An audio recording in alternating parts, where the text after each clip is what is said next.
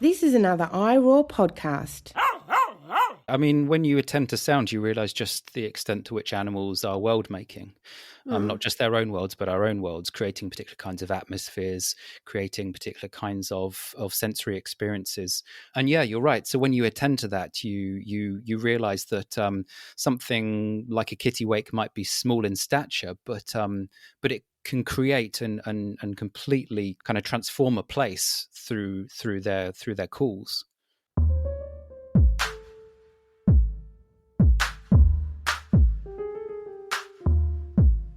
Welcome back to The Animal Turn, everyone. This is Season 4, Episode 2.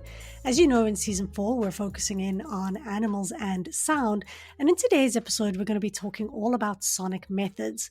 So the first episode, we looked a bit at soundscapes, kind of setting the scene a bit for what are we even talking about when we talk about animals and sound, and now we're getting a bit more into the nitty-gritty. So what kind of methods could you use to even, access these types of sounds and to think about these sounds? My guest today helps me to really think through this a whole bunch, and that's Jonathan Pryor. Dr. Jonathan Pryor is a lecturer in human geography at Cardiff University in Wales.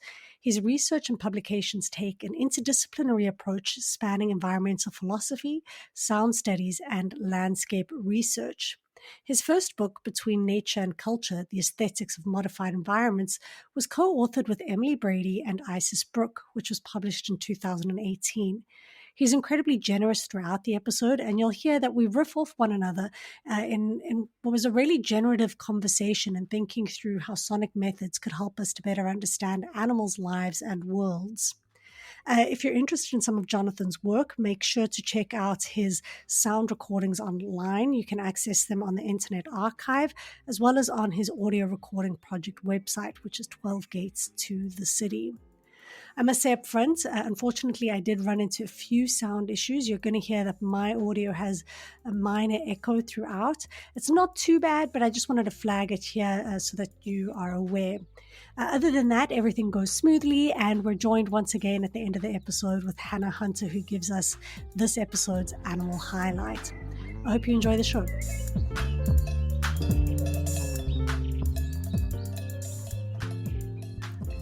Hi, Jonathan. Welcome to The Animal Turn. Thank you very much for having me.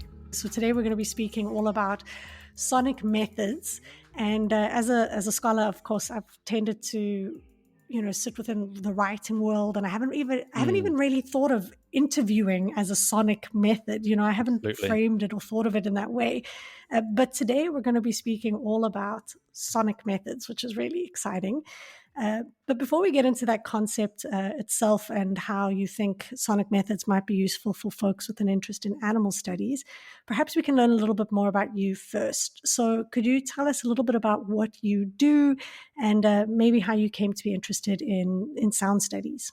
Yeah, okay, thank you very much. Well, yes, my name is Dr. Jonathan Pryor, and currently I'm a lecturer in human geography at Cardiff University in Wales. I guess, very broadly speaking, in my research, I'm interested in human-environment relations, how humans relate to the natural world, and how this impacts particular forms of environmental practice. In particular, I'm interested in environmental conservation, ecological restoration, and rewilding. Out of those, I guess across those three things, I'm really interested in the role of environmental value, how people come to value, whether it be landscapes or particular species, and how those values might play a role in conservation policy, the making of conservation policy and the protection of the natural world. To narrow that down a little bit more, out of the kind of suite of different values that people might hold or appreciate in terms of the natural world, I'm very interested in the role of aesthetics and ethics and how those two things relate to lay as well as professional forms of environmental conservation. And so within environmental aesthetics, there is a long history of thinking about obvious concepts such as natural beauty, the natural sublime, the picturesque. As you can probably imagine, all of these sorts of concepts are very visual in terms of their focus. So a lot of kind of the history of environmental aesthetics has been about how we visually value and appreciate landscapes and animals. There has been a more recent turn towards thinking about kind of the role of multi-senses in valuing the natural world and also animals. But I guess when I was doing my PhD, I was coming across this concern that I was kind of reproducing this very visual way of studying and investigating environmental aesthetics. And so I started to become interested in the role of senses beyond vision and visuality. And I really latched onto some early writings that considered the role of sound in building up relationships with the natural world. And I kind of followed that through. I've got a background interest in music, so I guess sound was something that kind of jumped out at me, and it seemed quite novel at the time in the early days of my PhD research. And I followed that through. I got in contact with the music department at the University of Edinburgh. I did my PhD at the University of Edinburgh up in Scotland. And they very kindly lent me out a whole bunch of audio recording gear, which allowed me to not just write about sound, but also try and in some way document sound that I thought would achieve, and I've got to be careful how I say this, have a kind of a form of representation that I thought could go beyond what can be captured by the written word. So when we talk about particular sounds, I think we have a fairly underdeveloped vocabulary when we talk about sound. We talk about things being quiet or loud. We might use visual metaphors when we talk about sound, but I wanted to think about how I could write sound without using writing, if that makes sense. And so this brought me to this idea of using audio recording, and it kind of took off from there. And now audio recording has kind of permeated much of my academic research, and I've also developed outside of academia. I've also developed kind of an audio recording practice as well. So I've done various work for art galleries and museums across Europe using audio recording, and I do work on my own little projects, audio recording as well. Yeah, your website's actually really interesting. I was going through several of your kind of soundscapes that you've created and collected. There was one in BC where you can, like, you hear the flagpole and you hear I think you're on a ferry and you can hear kind of the waves on the ferry. And this links back to kind of the first episode of the season where we were speaking about soundscapes and just how important all of these sounds are. They kind of come together to create a distinct feeling of a place or sense of a place.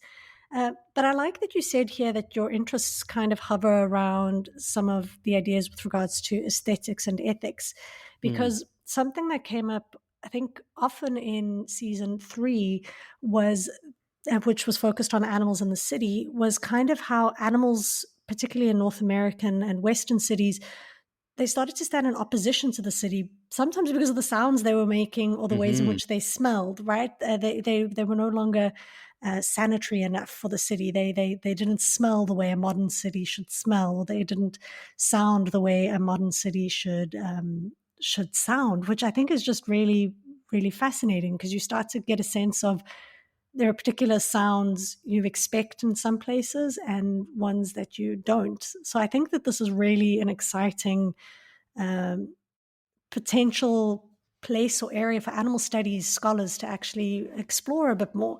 And do you have any sort of interest in animal studies itself? I know you mentioned there rewilding, which is obviously a really huge field at the moment. A lot of people speaking about rewilding. My work is actually on cows, and I've been reading a lot about aurochs lately, and how that the heck cows, and how those have been used in all of these like rewilding campaigns, and it's really wild. It's insane when you kind of start getting into that literature. But yeah, what are your interests in animal studies, and have you kind of used any of these sound ideas when thinking about animals? Yes, I have. So in terms of the specifics of rewilding, I've conducted some research on the reintroduction of beavers into the UK, in particular looking at the reintroduction of Eurasian beavers into Scotland.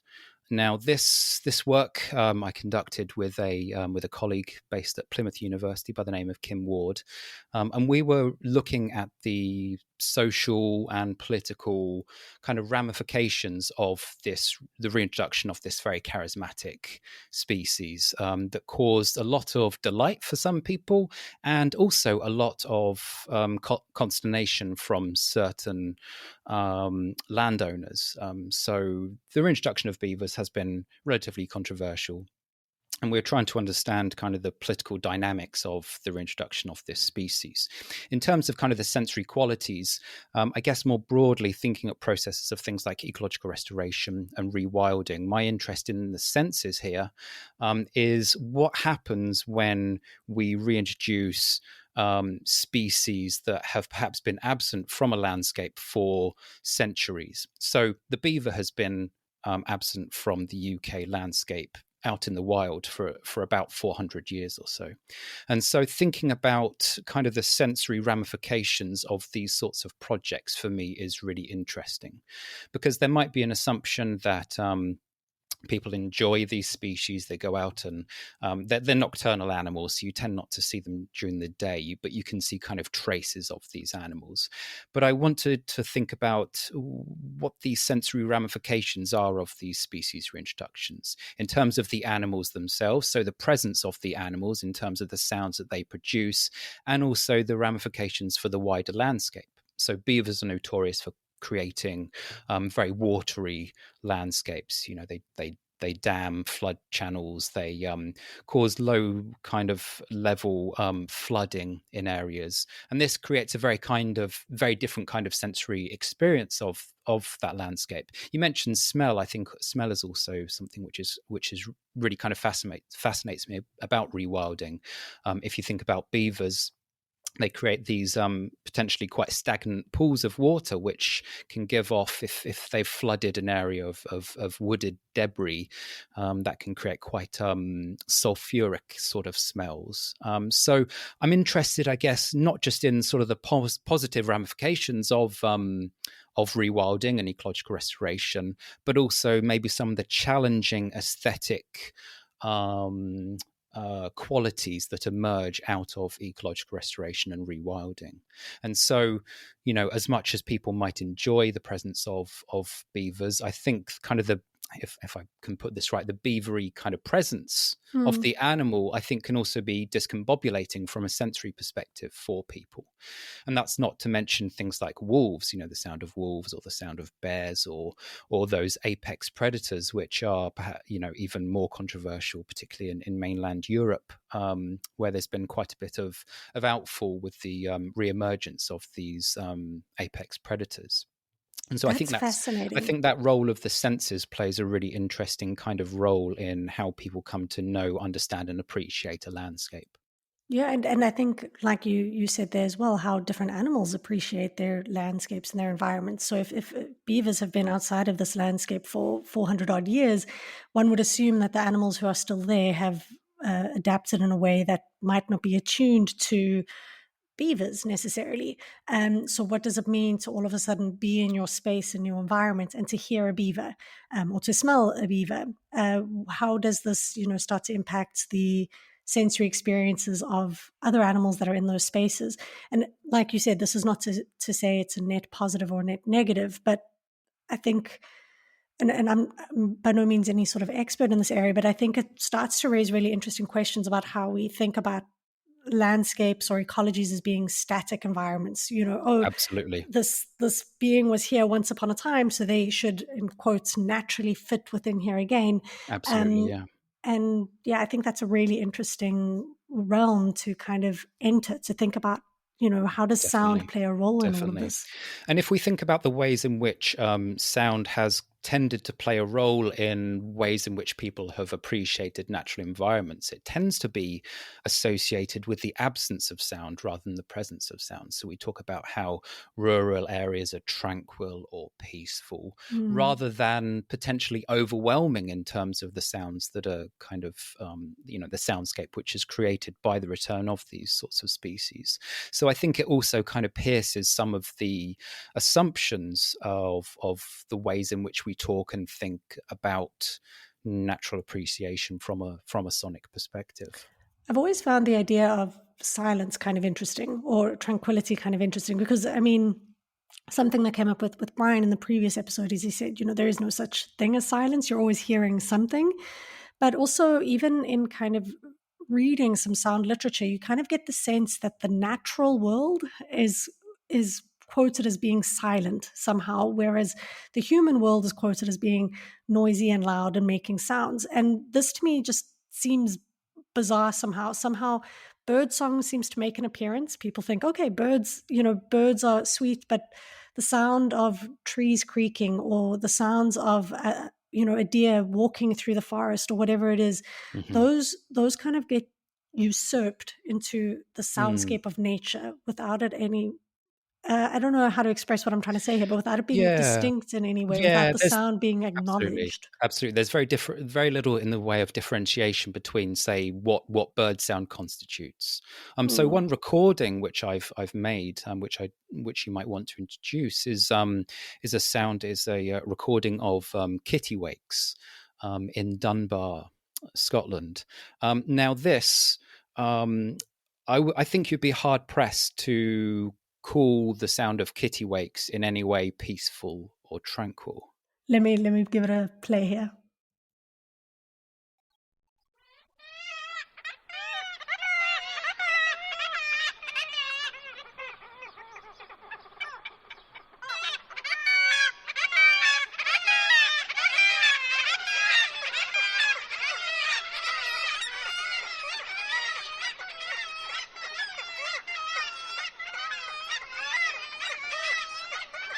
I'm literally grinning. There's something just delightful about it. Absolutely, absolutely. So kittiwakes, I think, is quite a good example of maybe some of the things that we're talking about here. Kittiwakes are unfortunately, a rapidly declining species due to pressures on their feeding grounds, as a lot of seabirds are facing issues in terms of declines. Now, kittiwakes, I guess, are a challenging species for people to kind of build a positive valuation from an aesthetic perspective.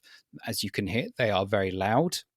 It's kind of a comedic sound in a way, I think, quite a cheery sound, but I wouldn't say it's a particularly pleasant sound. They also produced quite a lot of waste wherever they nest. So they are seen as urban pests because because of their I guess pressures on their coastal feeding grounds. At times they do move further inland. As with a lot of gull species, they're not particularly highly valued, yet at the same time they really are, as I say, seeing quite rapid and quite scary declines in their populations. And so I guess a question for me would be, it's all very well for the literature to talk about the tranquility of bird species. Okay, we can talk about, say, the wonder of the dawn chorus, or the beauty of the sound of a blackbird, or something like that. But when we actually differentiate different kinds of animal species, I think we need to think a bit more carefully about simply delineating, the natural world as something that is peaceful and tranquil, and that people can easily build positive value with. I really appreciate the use of your concept value there, because I think you're right. You kind of come to value, and by you I maybe mean specific people. Specific people might value the kittiwakes in different ways. Just like different people will value pigeons in different ways, or beavers in different ways. You start having a conversation about beavers in Canada, you're going to have a very different conversation about how beavers are valued, because you start to bring in different human identity, etc., human economies into how these valuations work. So I think that you're really on the money here when you say, how are these species valued, and perhaps how are their sounds valued, and what is, I guess, shaping those valuations, whether it's economies or cultures or national pride. But I think a little bit of what I was trying to speak about just now was also the idea of silence. Hmm. Which animals are not even being heard, because they're being sounded and they're making noises, but one, either we don't have the capacity to hear them, or two, we're just not interested. They're not Hmm. there. There is no value. Mm. I don't know if you've got any thoughts on that. Yes, in terms of I guess the lessening of value, I guess scale quite obviously plays a role here. Something which I've been interested in using in my work, perhaps in my work outside of academia more than inside academia, is using different kinds of microphones to access worlds or sound worlds that you wouldn't ordinarily be able to hear with your naked ears. So I have a slight obsession with recording the sound of ants. I think there's a recording of the sound of ants which I sent you. Yeah, I can. Do you want me to play it for you now? Sure, go for I it. quite enjoy this.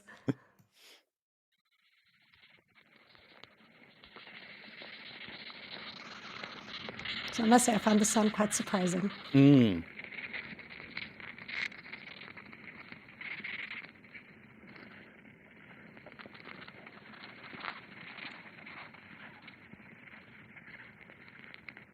So you want to tell us a bit about that Yeah, recording? absolutely. So this was recording down on my allotment. I think you would call them community gardens in North America. Essentially, this is a ant's nest. So digging in my allotment, there's quite a few ant nests, and when you hit an ant's nest, you certainly know it because hundreds of thousands of potentially certainly thousands of worker ants will start pouring out of the nest to investigate what's going on. Um, and the sound that you can hear is me using what is called a contact microphone. Contact microphones essentially they don't pick up sound through the air as an ordinary microphone would. So the microphones that we're using now have a diaphragm which moves as the compression of air moves from our mouths through the microphone. Instead, what happens with a contact microphone is that it picks up vibrations has to be placed next to solid materials. So what I've done here is I've put in the contact microphone in the middle of the nest, or in the middle of these worker ants, and it's them crowding around this contact microphone. And what you can hear is them using their antenna, rubbing it against their body and their legs, and creating this kind of squeaky sound, which is their method of communication.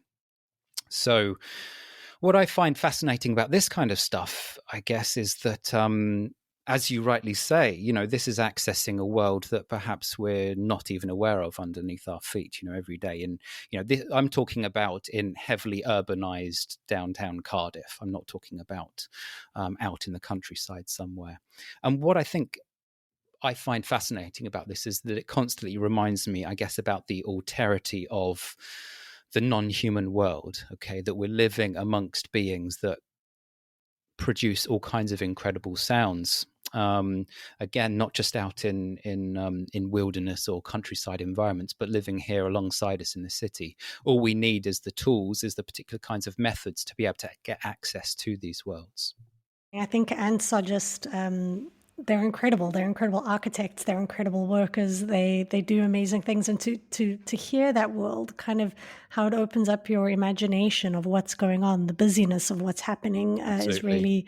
is really exciting. And you're kind of bringing us nicely here to the focus of today's episode, which is on sonic methods. So you spoke a little bit here about your microphone and kind Mm-hmm. of inserting the microphone amongst the ants. And of course, there are questions, to be asked here about the ethics of bringing a microphone Absolutely. into the environment of another animal. So just like the beaver might disrupt Definitely. the sonic environment, what does maybe we can talk a bit about that before we speak Sure. about sonic methods broadly. But what does it mean Mm. now to be be recording these animals' spaces, their worlds. Yes, I think you're right that it does raise ethical questions. I guess in the context of the ants, I imagine the spade going into the ground was more of a concern for the ant's nest than the insertion of a microphone. But yes, it is challenging and it can be troubling. I guess in my own work, I try to be as non-invasive as possible in terms of recording, particularly animal sounds. If I enter environments, I try to maintain as much distance as possible. And there are various useful tools to enable you to maintain that distance. So a good example, in the same way that a photographer would use a long lens zoom to capture animals from a distance. Sound recordists wildlife recordists will often use something called a parabolic reflector, which enables people to record from long distances. Essentially, what it is it's a big plastic kind of dome-shaped object that you insert a microphone into one end of. And what this does is it's concentrating sound waves from a distance down and channeling it into the microphone. So essentially, it now enables you to kind of eavesdrop from a distance. So again, I guess the question of eavesdropping is something which could also be ethically dubious, but it enables me to, particularly bird sound, it enables me to record bird sound from a distance in a way that doesn't disturb the birds that I'm trying to record. Thank you so much for making understanding this so accessible, because I think making the comparison there with the photographer kind of really helped me to understand how the mechanisms of these different technologies work. And so we've spoken now about a contact microphone, and I'm going to say it wrong, a parabolic reflector. Parabolic reflector. So these are obviously two tools that are quite useful in terms of you hearing both soundscapes broadly, so broader ecologies, but also potentially specific animals or even species. But when we speak about sonic methods, so these are obviously tools for doing it, and I'm assuming here recording is the method. Is that the only method there is when you're thinking about recording, an animal or recording a soundscape? What kind of what do you mean when you say sonic methods? Sure. So sonic methods, I think, is the way that I deploy this term, I think of it as a broad suite of different kinds of methods that enable us to investigate the interactions between say an animal and the space that it inhabits, or it could be more generally about the sound of a landscape. You're right to pick up on sound recording as perhaps one of the focal methods, but there are other kinds of methods that I think fall under this umbrella category of sonic methods. So there are other things in terms of something which is called a listening walk. It's also referred to as a sound walk.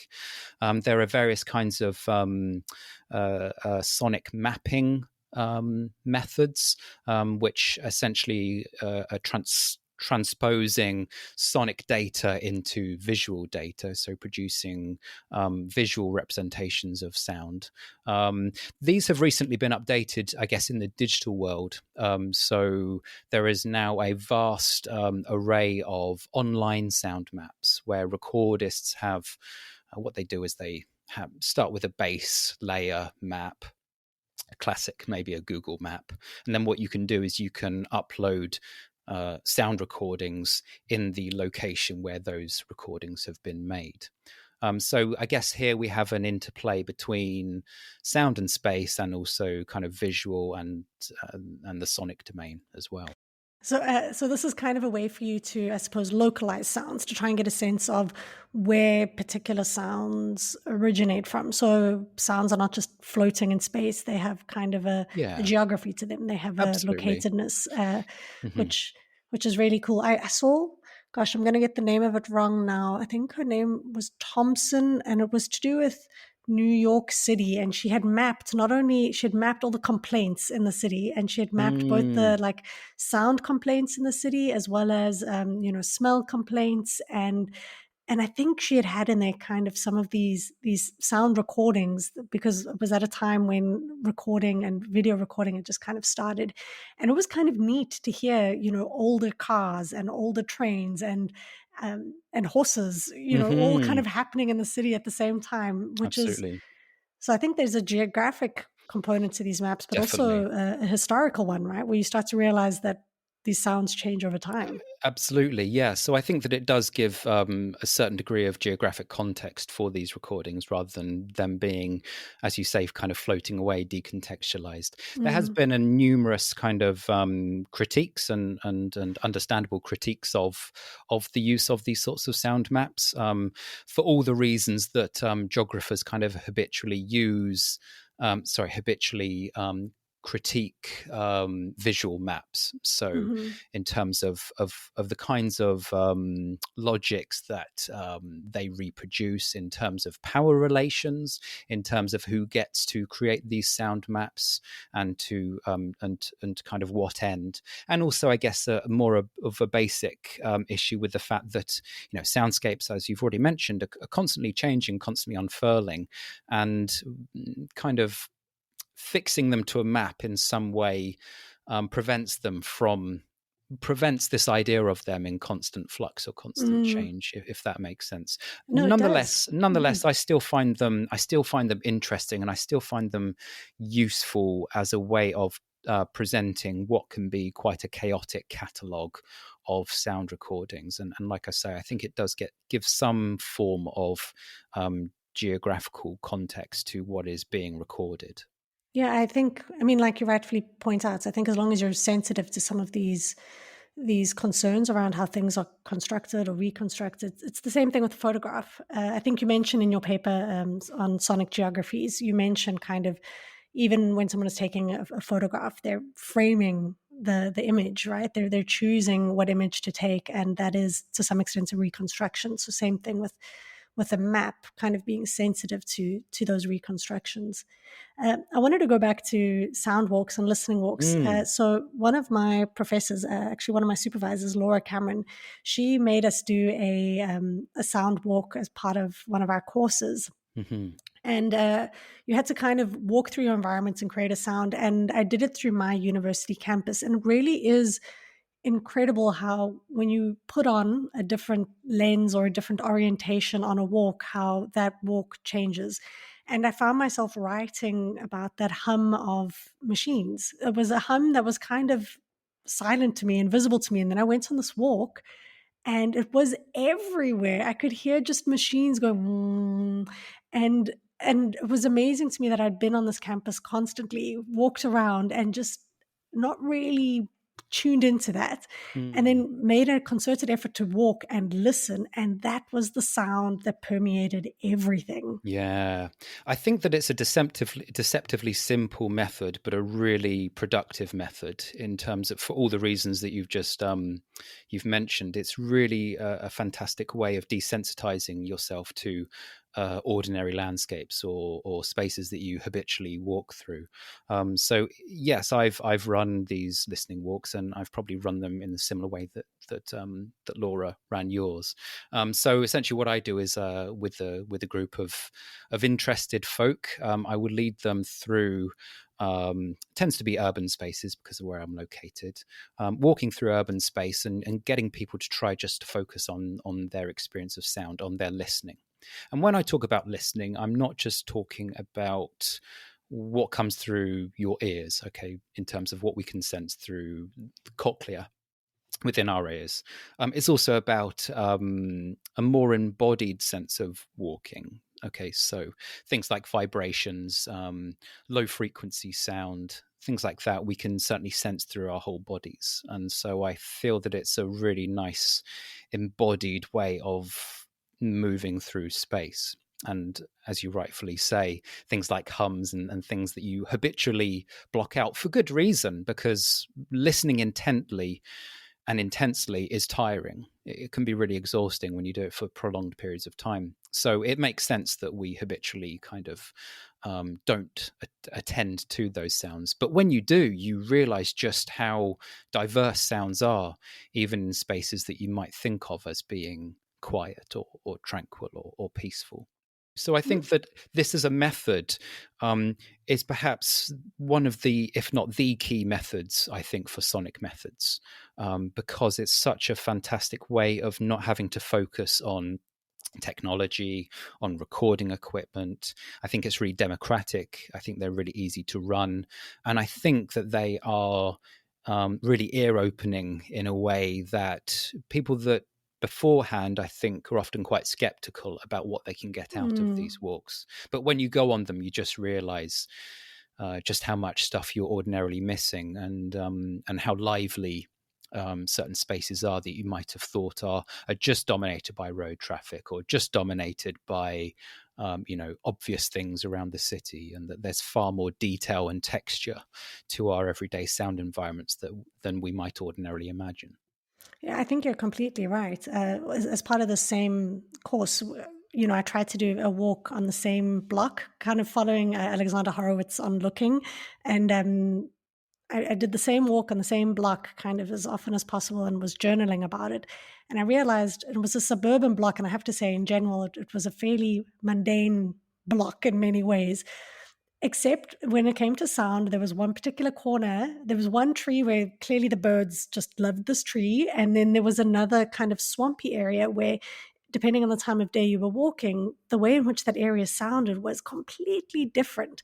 So I think this method here is potentially really quite revolutionary for animal studies scholars as a way in which to understand and access animals, because a really big concern is how do we kind of consider and look at animals as subjects. So not just as Mm-hmm. beings that the world impacts, but as beings that shape the world and that are shaping the world constantly, and whose lives deserve to be considered in a Mm-hmm. meaningful, substantive way. And I think that trying to, instead of just sit and watch as like an impassioned observer, sound, like you said, you feel the vibrations. What would it mean to be in a national park and to kind of feel the vibrations of the elephant herd walking by? What would it mean to hear, the how do you say them? The kitty The kitty wakes, wakes, that's correct. Yeah, waking you up in the morning. What do these sounds say about the absolutely. social relationships between us and these animals, and between these animals and other animals? I think Yeah. when you start to broaden your senses a little bit, this becomes a really exciting avenue for and toolkit of methods. Is that how Mm-hmm. you'd say it? Yeah, For yeah. animal studies scholars. Absolutely. I mean, when you attend to sound, you realize just the extent to which animals are world making, not Mm. just their own worlds, but our own worlds, creating particular kinds of atmospheres, creating particular kinds of sensory experiences. And yeah, you're right. So when you attend to that, you realize that something like a kittiwake might be small in stature, but it can create and completely kind of transform a place through their calls. Mm. Yeah, like they give it a sense of place, and obviously not just like we said earlier, not just for us. Those calls matter. They're not Absolutely. inconsequential. Something is going on there, and the fact that they're calling so much, or the fact that the ants are rubbing their antennas, something is happening there. This is not Hmm. a it's not a pointless sound. There's a reason. There's something happening behind these sounds, and to kind of, I don't know, to just say, oh, it's irritating or it's Hmm. annoying, seems to me to be foreclosing what the potential meanings of those sounds are. Yeah. Yes. Absolutely. And meanings which go beyond uh, purely human enjoyment or frustration with these sounds. So to return to the idea, the example of the kitty wakes, what's happening here is that I'm recording them during the breeding season.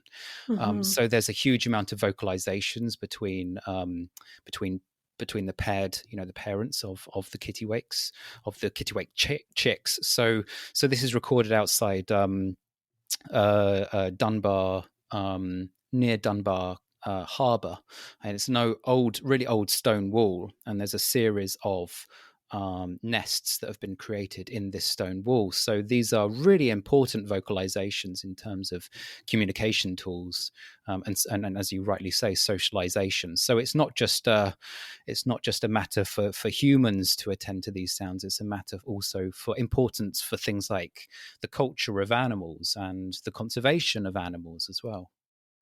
Yeah, I think when you start to realize that they are communicating and that these might be distinctive languages, things change. And also, we were speaking earlier about how their sound might be construed as irritating or annoying to particular humans. But something you mentioned in your paper was you speak a bit about kind of reconstruction and what reconstruction does. And I think that some animals and some animal sounds kind of get reconstructed constantly, perhaps to assume an irritating tone, if that makes Sure. sense. I think back to was it Finding Nemo? Mine. Like, and I loved them, but they kind of became caricatures of an annoying bird, right? Like Absolutely. birds that make too much noises, Hmm.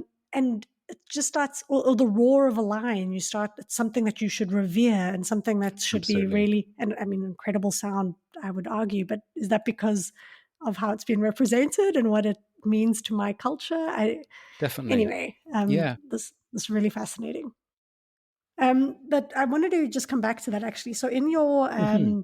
in the paper, you spoke of methods as filters. So we've spoken about a couple of methods here: recording, sound walks, sound mapping. Different types of tools, whether it's the parabolic reflector, different types of microphones. So all of Hmm. these could really help animal studies scholars to access and understand and imagine perhaps different kinds of animal worlds and experiences.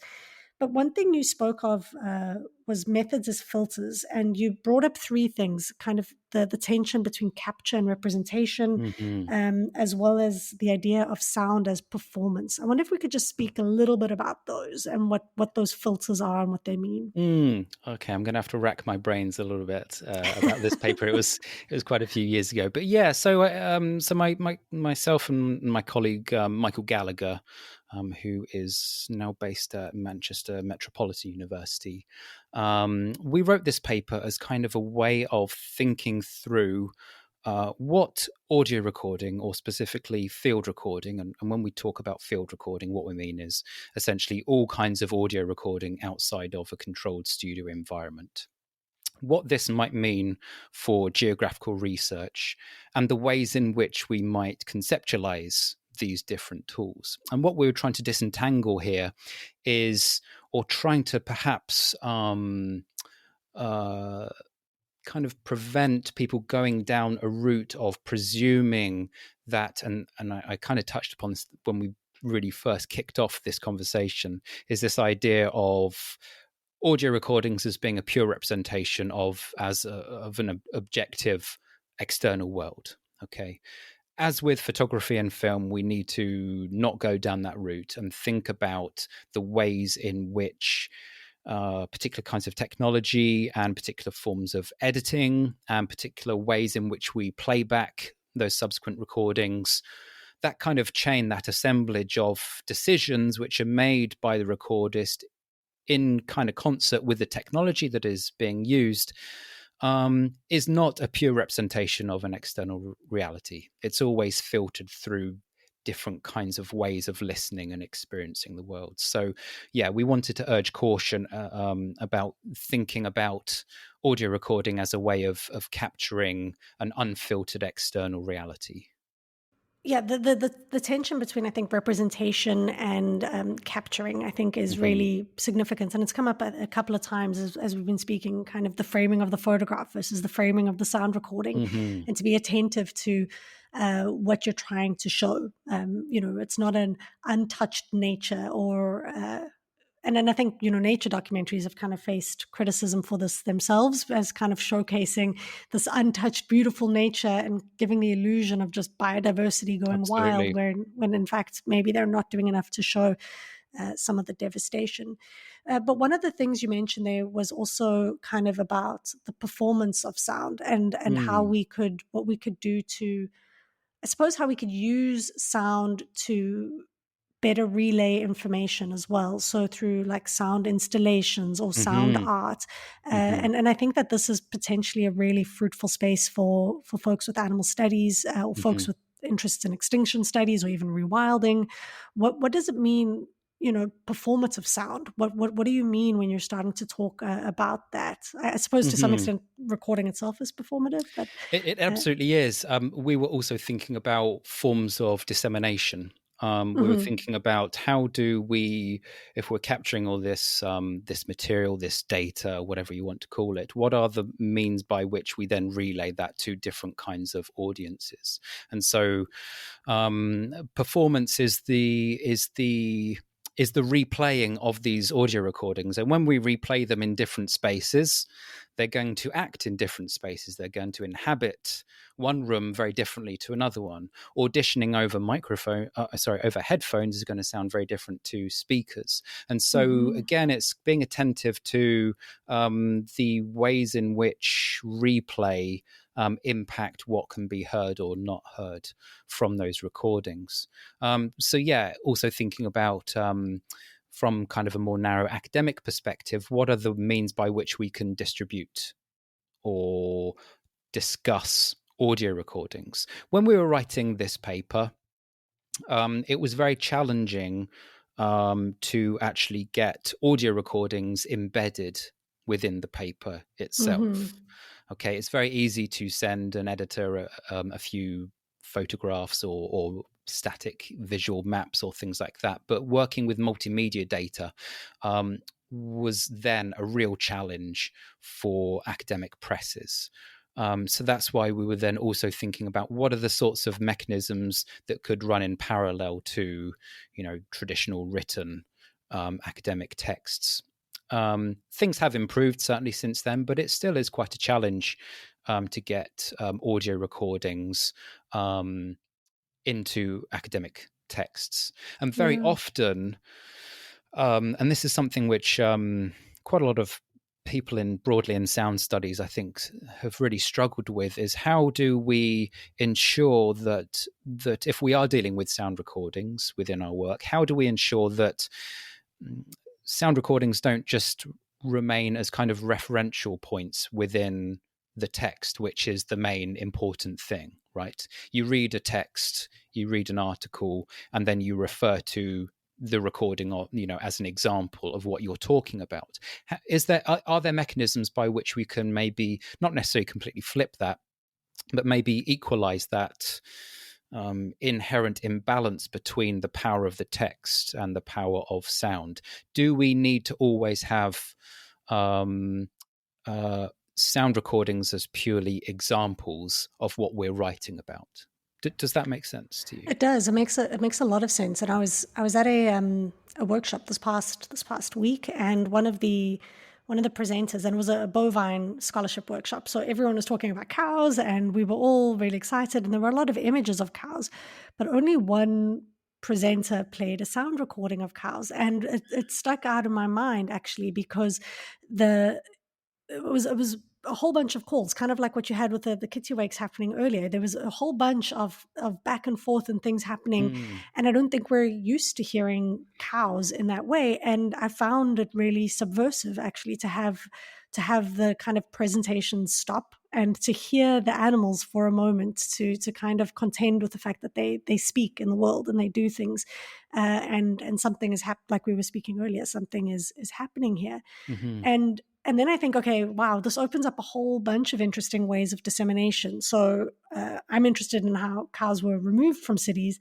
And in the small city that I'm researching, Kingston, there were about the same number of cows as there were horses, but they're not anywhere near, like in terms of the urban imaginary, they're not really in people's urban imaginary. But then I think, wow, imagine if I could get a whole bunch of speakers in the downtown core and play what 300 cows sound like. That I can't necessarily emulate the smell. That might be breaking some bylaws, but to try and just compel that imagination to say, what does it mean to remove? Because 300 seems kind of inconsequential when we think of numbers, and especially the numbers of animals today. But 300 beings in a downtown core. That would be a cacophony. right? It would, I mean, cacophony has bad connotations. Maybe it would just be Sure, what it sure. I sounded think like. it would be energetic and it would be lively. Yes. And you touch on a really good point about I guess the historical conceptualization of sound. Okay, so there's an assumption that the current urbanism that we inhabit is noisy, to use that word, cacophonous, is a degraded environment, and that somehow historical town and urban sounds were at a quieter volume because there wasn't road traffic. No, if you look at historical writings of urbanization, of early forms of urbanization, they were loud, and partly because of the presence of animals. You know, the sound of horse and carts along cobbled streets is not quiet. The sound of 300 cows in a downtown core is not going to be a quiet environment. So yeah, taking that kind of historical approach, I think also gets us over this assumption that loudness and or the presence of vitality is somehow a contemporary form of urban living and urbanization. Of course, the And I think sounds it are very different, but exactly, yeah. but nonetheless, there's still vitality there. That this is not just quiet, peaceful, historical urban spaces.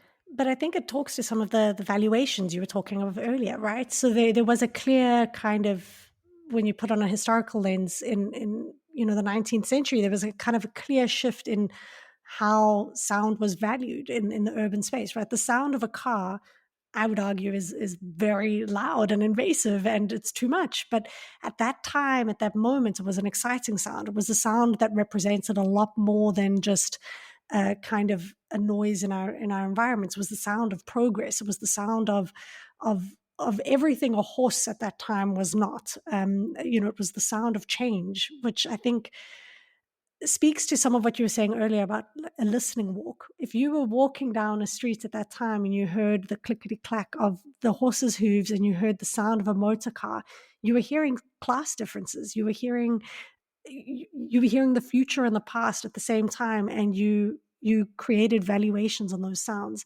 So for the longest time, the sound of a horse and the sound of a cow was just the way it sounded. There was no problem. It was just what it was. But then at some point, it became problematic. And I think, what an exciting way to try and think through these processes. Absolutely. So I guess that might dovetail quite nicely with some of the work which I'm doing at the moment in relation to soundscape and soundscape change. I don't know if you talked about the World Soundscape Project in your previous podcast. If you've even heard of this group. If I have, and we did, then I'm not recalling it very well right now. No problem.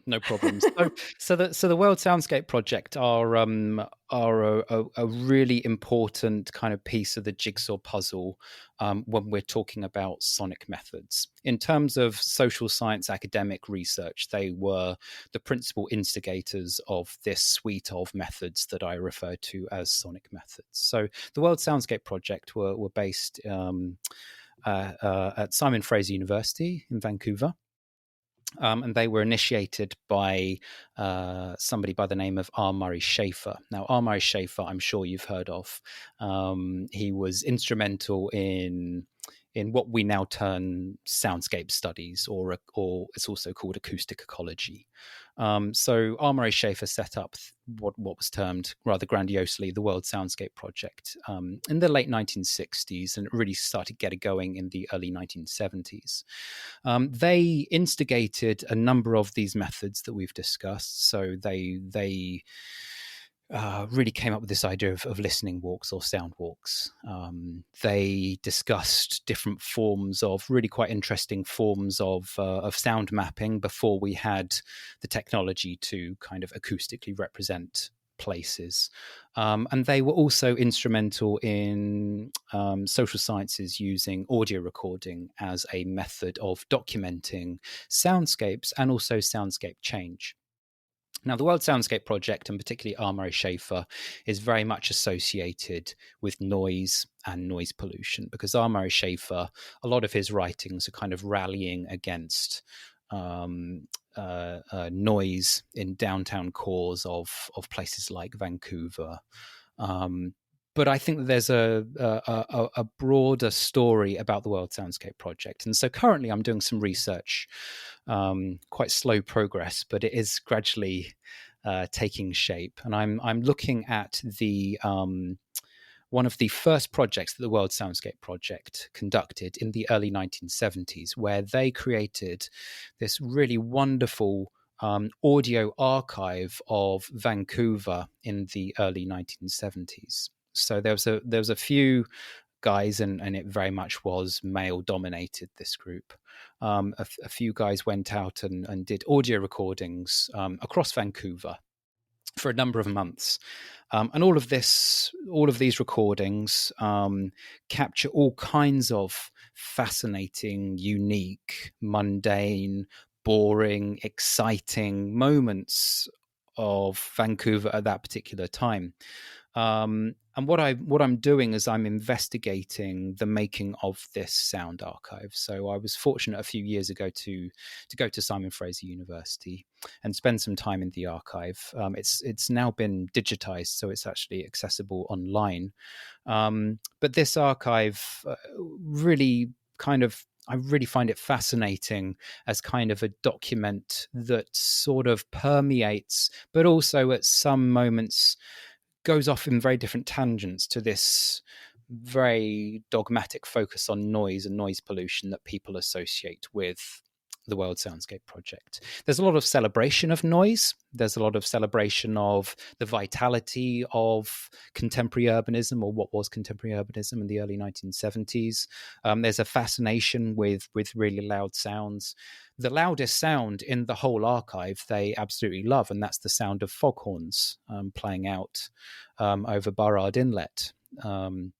So part of what I'm trying to do is trying to explore how the recordists conceptualized the soundscape of Vancouver at that time, some of the kinds of projections and forward kind of ideas of what they thought it might develop into, and also trying to think about the kinds of technologies and the kinds of archival practices that were used at this time as a way of trying to make claims about urban living, about soundscape policy, and all these sorts of things. So that's what I'm working on at the moment. And to go back to this idea of soundscape change across time, something that I did is I spent about a week and a half. I didn't have as much time as I'd have liked to, but funding's tight, and I had teaching to complete and things like this, so I had to come back to Cardiff. But I spent a good amount of time out in the field trying to re-record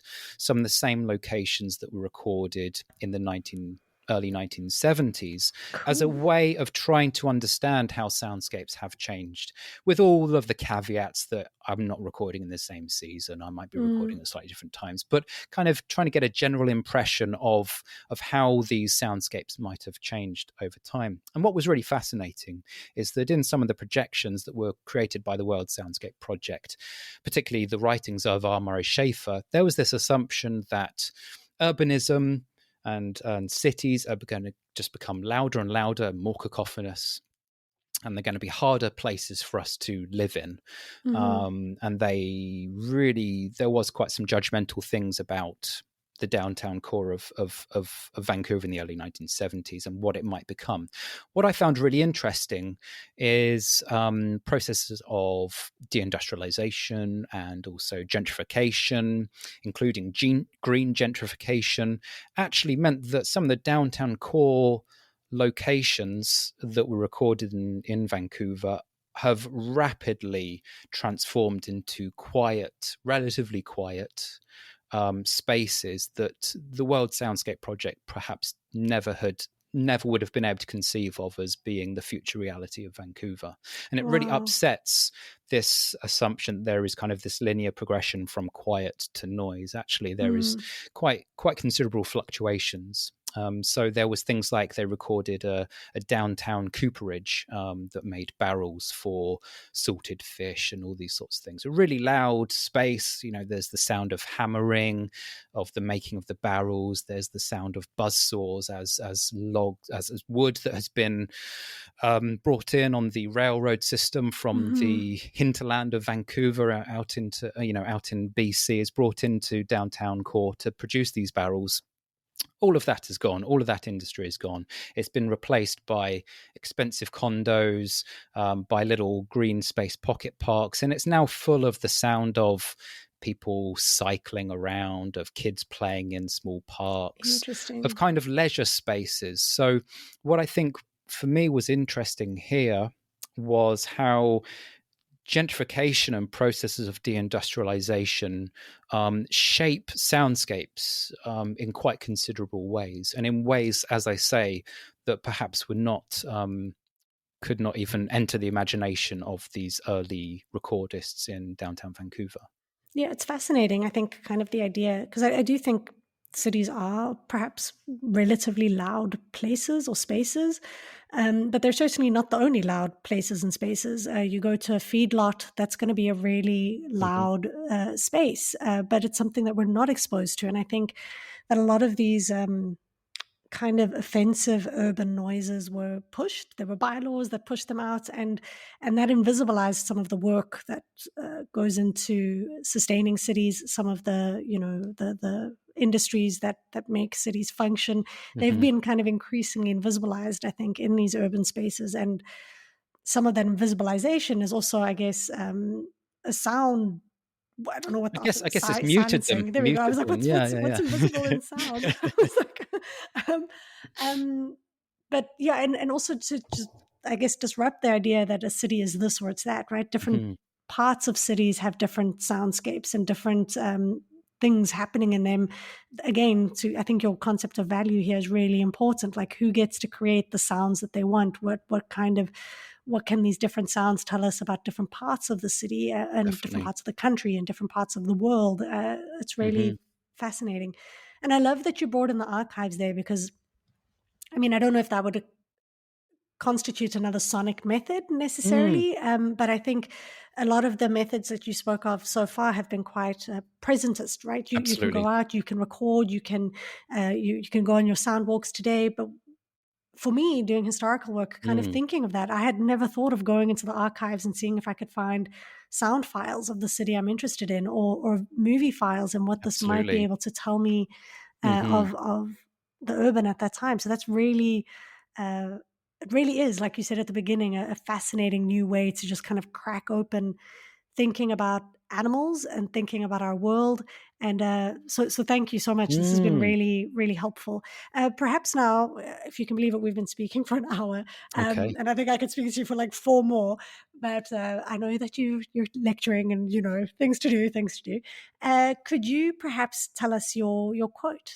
Yes, absolutely. So my quote, I think, nicely dovetails with what we were earlier discussing a little bit about ethics and the kind of maybe the ethical dilemmas of sound recording, particularly in terms of the insertion of microphones and how that might disrupt animal spaces. Now, this excerpt, which I'm going to read, is from a lovely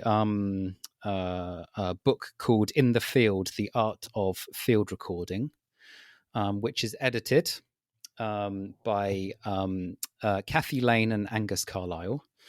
And this book is a compilation of interviews with a range of field recordists talking about their practice, talking about why they do what they do, and some of the things that we've touched upon in terms of why these methods might be interesting or important or vital, not just for academic research, but also for the arts as well, and also sciences, so not just social sciences. Now, this excerpt comes from an interview with a Norwegian sound artist by the name of Jana Winderen. really wonderful sound recorder, sound artist. In fact, she is probably my favorite sound recordist, contemporary field recordist. She in particular, she focuses on aquatic recordings.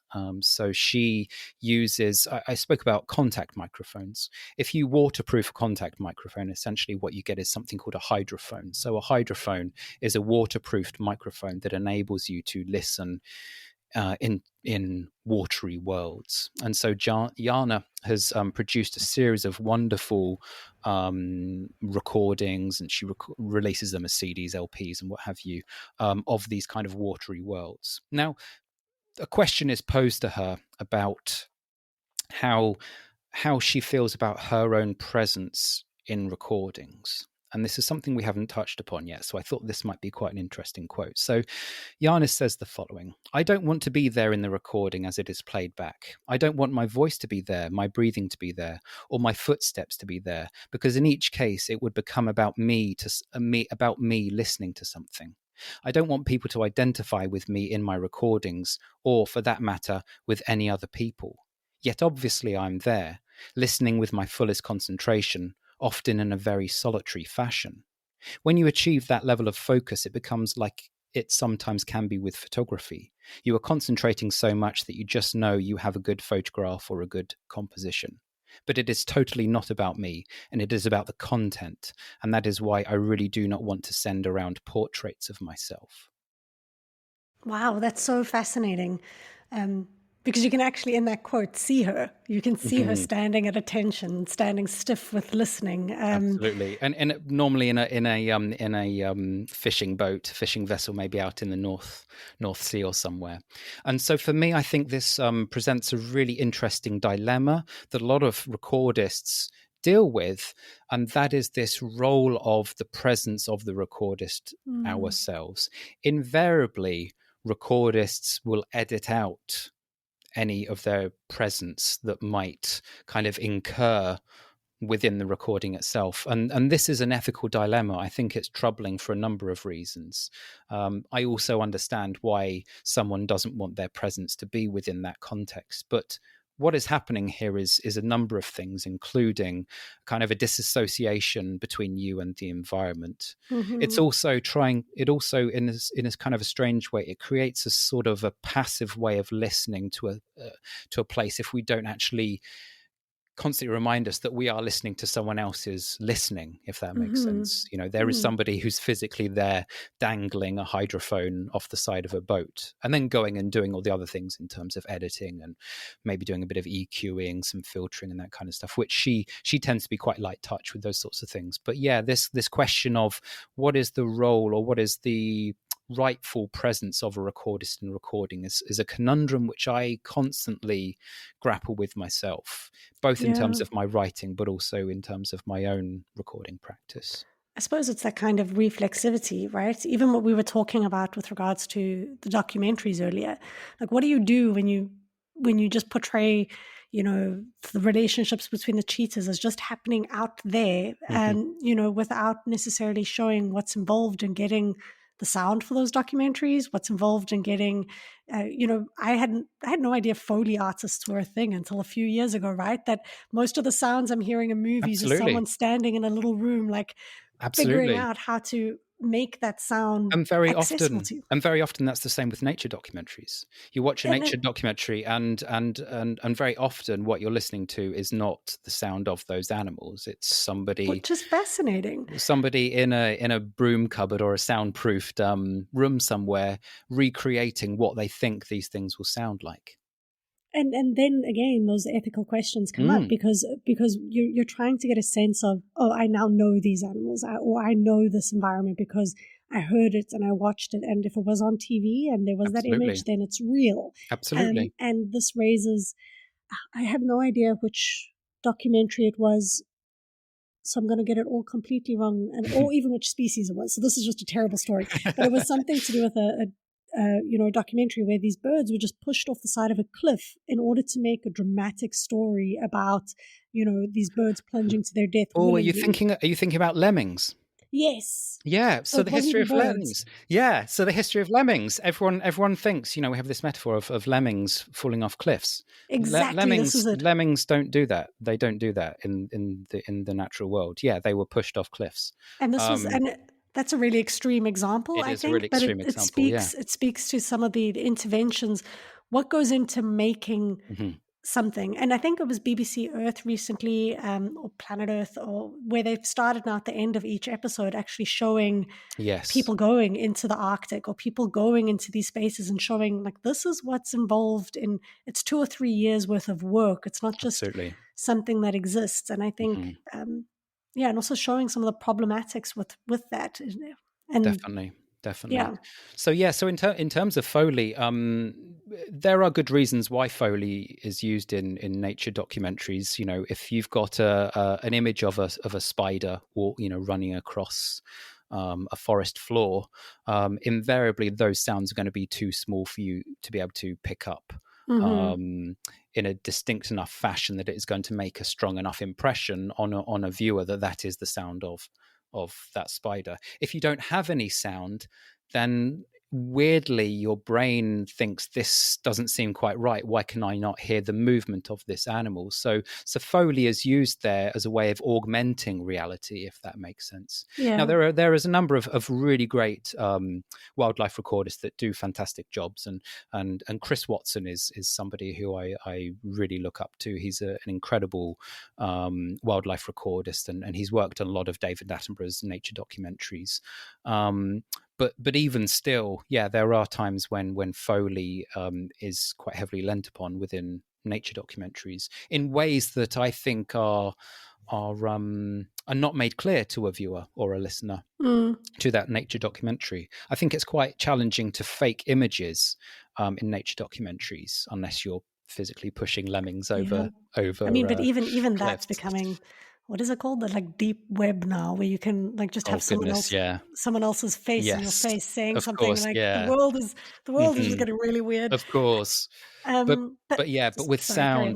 with sound, I think that yeah, there are real challenges for wildlife recordists, and that is why Foley is used. Because as I say, there's this Mm. expectation that if you can see an animal on screen, then you should be able to hear it as well.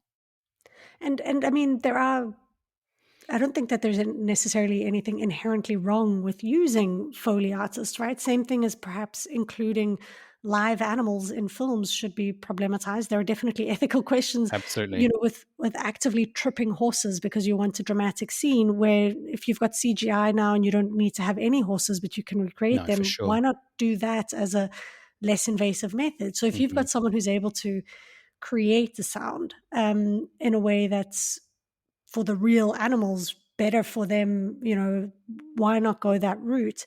But at the same time, when we're speaking, I guess, in research ways, in ways in which we speak about sound and the significance of sound, what you're speaking of here is it goes back to what we were talking about earlier, right? This tension of having real sound or Hmm. objective sound, and why there is so much significance and weight in that. And what could Foley art present as a potential sonic method for us as animal studies scholars, right? What could we do in terms of using our imagination for how we could empathize with other animals, how we could Mm. empathize with other worlds by creating their sounds? What would it mean for me to start rubbing my arms against my body to see what it felt like in terms of emulating the life of an ant? Maybe I'm being Absolutely. just loopy now and it's too late in the day. Yeah, it's interesting. I Um, really find it interesting. Yeah. I have one of your sound recordings I really just want to play for the Mm. listeners because I thought it was just fascinating, and then I promise I'll let you go. Of course. The one of the bats, I'm going to play Okay. it, and if you could tell me what's going on, because I had no idea what was going on in the sound.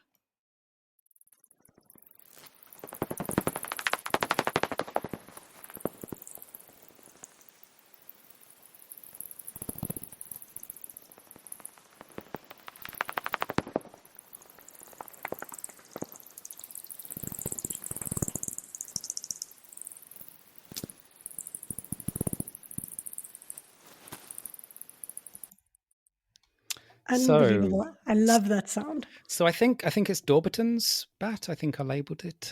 Yes. Yes. Yeah. Okay. So this is recorded along the River Taff, which is a river system that flows through central Cardiff. So this is in a heavily urbanised area.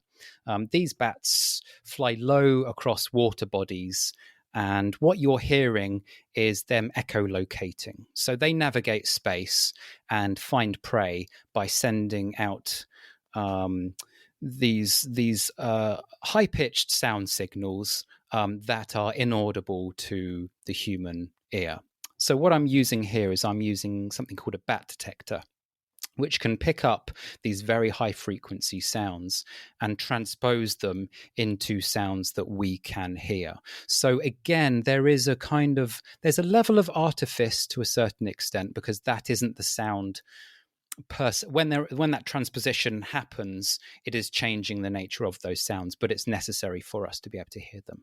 So what we're hearing is this bat essentially hunting for its prey. I don't know if you could pick up there's a few little zip sounds. It kind of upticks, and that is it catching its prey. So it's the sound. Wow. It's the sound of where it's locked in on its prey and it's catching. It's probably a moth that it will be feeding on, because it feeds nocturnally. So it was at night. So I can't see the bat flying around the water. But using this bat detector is absolutely amazing. It's a really incredible tool, and it also allows you to. It's really important for ecologists to be able to distinguish between different bat species, because different bat species produce slightly different tones or different rhythms of this echolocation process, and they also echolocate at slightly different frequencies. So you're essentially, what you're doing is with your bat detector is you're dialing into different frequencies, and when you hit upon a particular bat species or a particular frequency, you know with good certainty what species that is. It's like bat radio, tuning into this bat, yeah, tuning into that bat. That's what I do. World. This is what I do during the summer months. I walk around at dusk and listen to different bat species. And it's something which, going back to this question of world making and getting access to worlds that are, in very mundane places around the city that I live in, and being able to access these with a relatively simple piece of technology creates endless fascination for me. Because you sent me a whole bunch of sound clips. I'm sure that listeners would love to access them. If people are interested in your work, learning more about kind of the work you're doing with soundscapes, but also in terms of hearing, more of these kinds of animal clips, where could they find them? Yeah, so I put all of my sound recordings up on the Internet Archive, which is a wonderful archiving resource, and I put all of my recordings up there under Creative Commons licenses, so anyone can download them and use them for their own work, their own research, their own artistic projects if they so desire. My username is 12 gates to the city. That's numerical 12 gates to the city. And my own personal website, where I document all of my audio recording projects, is 12gatesToTheCity.com. So if you head there, you'll be able to hear a lot of these recordings. Wonderful. I'll make sure that there's a link to both of those there. And I think anyone with an interest in animal studies should be listening to more animals. And thank you so much for just giving us, a bit of an ear into your world, and for helping us to hear animals better. So thank you so much for joining us today. My absolute pleasure. Thank you very much for having me.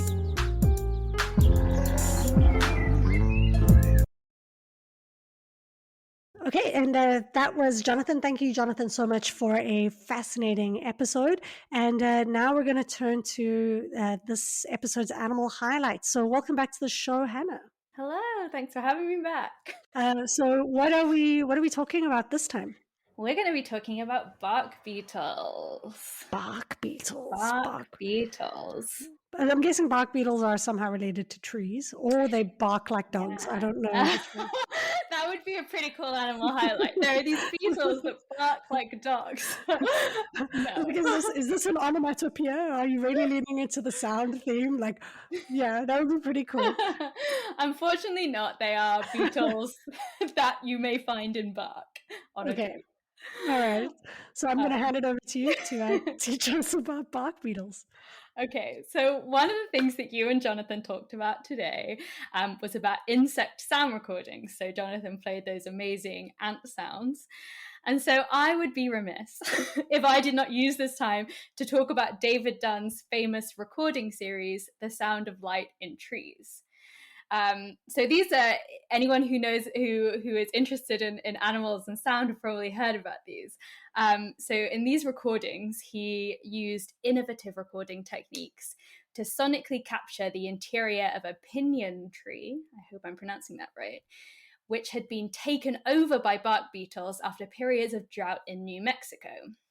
So we don't often think about the sounds that small insects might make, not the least what the soundscape of the inside of a tree might sound like.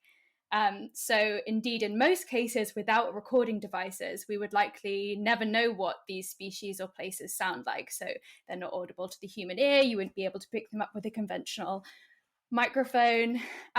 So these recordings are kind of an example of how acoustic methods or sonic methods can give us access to animals' life worlds that are radically different from our own. So with these recordings, Dunn's intention was to, quote, convince the listener of the surprising complexity of sound that occurs within one species of tree as emblematic of the interior sound worlds of trees in general. It also intended to demonstrate the rich acoustical behavior of a single species of small insect, and to suggest how sound is a much more important aspect of how it, the insect, organizes the world and interacts with its surrounding ecosystem than previously suspected. So these recordings were taken to trace a major outbreak of a Mexican invader species of bark beetle that can kill trees that have been made vulnerable to infestation through drought and climate shifts. So the recordings, I'll talk a bit about how the recordings were made because it's fascinating, but they were made with a custom-built vibration transducer, which was inserted between the outer bark of a tree and the interior of a tree. And so I'm no sound recording expert, but I believe that vibration transducers are pretty similar, kind of bigger versions of the contact microphones that Jonathan talked about in this interview. So they pick up sound as vibrations on solid surfaces.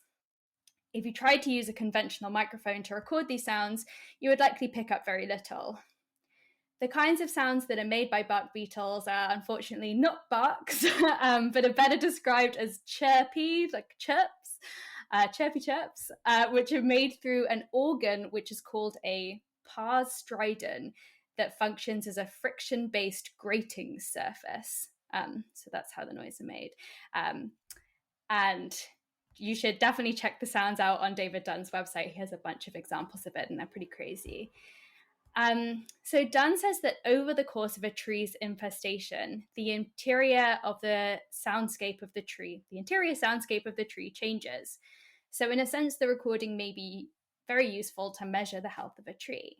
But perhaps more interesting is that Dunn has this hypothesis about whether the conditions that make a tree vulnerable to infestation in the first place, so those drought and climate conditions that I talked about earlier, whether the beetles might actually be able to hear those vulnerabilities, and that might be how they know which trees to attack and which would be available for infestation.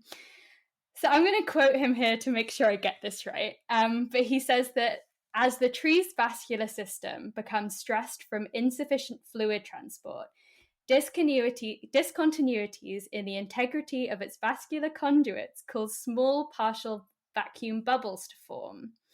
These can implode with such tremendous instantaneous force that under laboratory conditions, they have been measured to produce temperatures up to 5,000 degrees centigrade.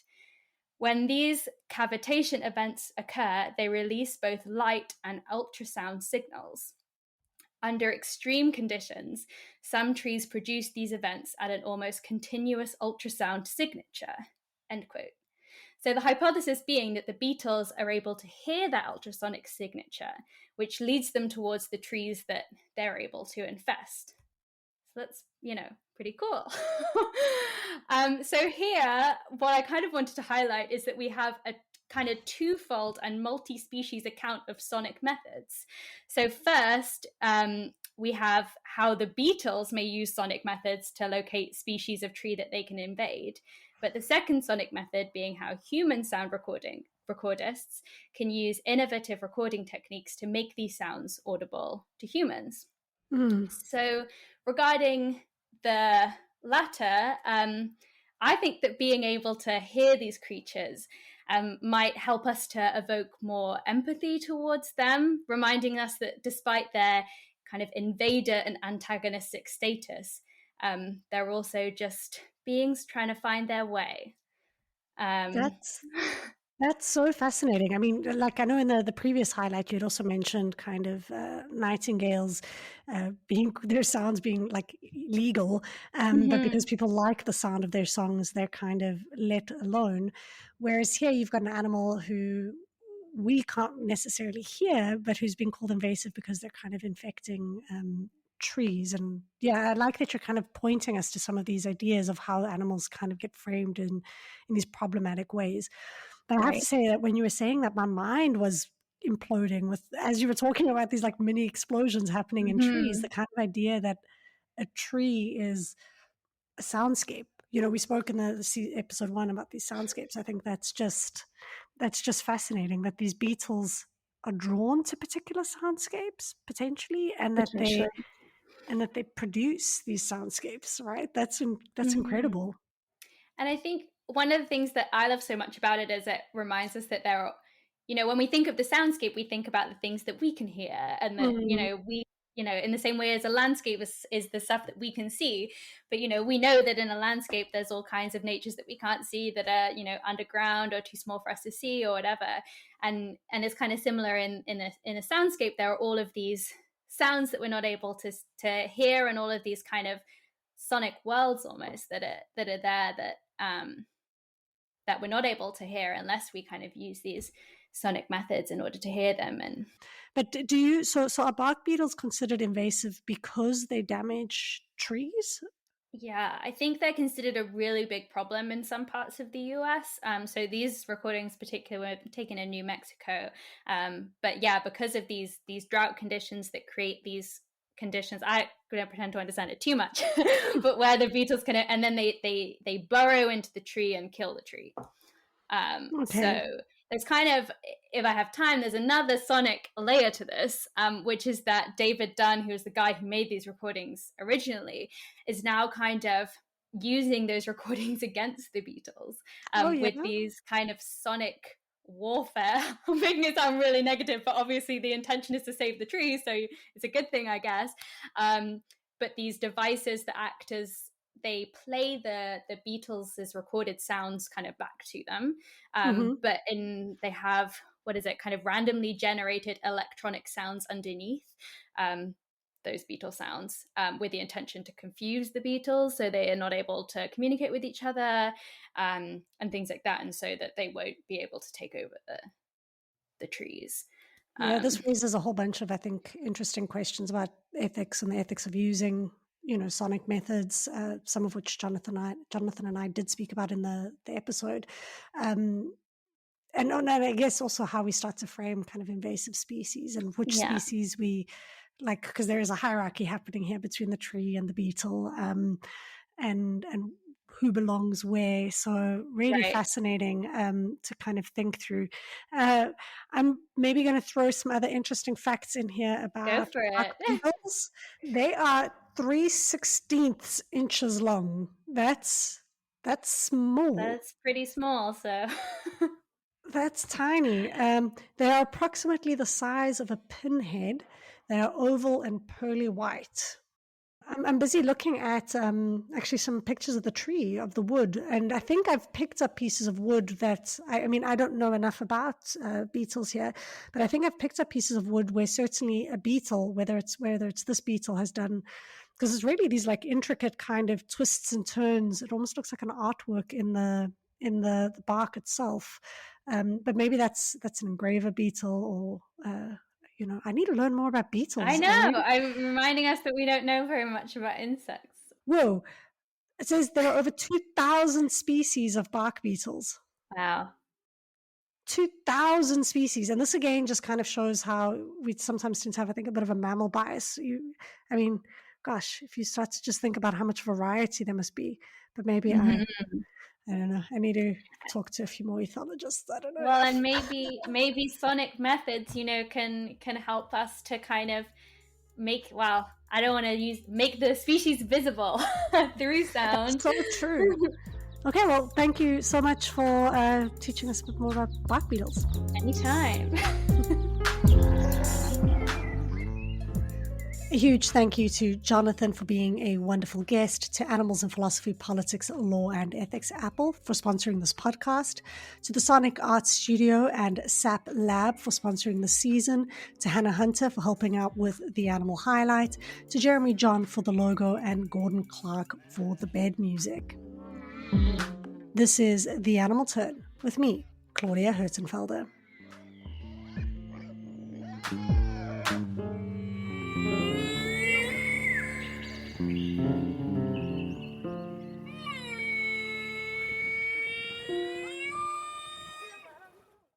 For more great iROAR podcasts, visit iROARpod.com.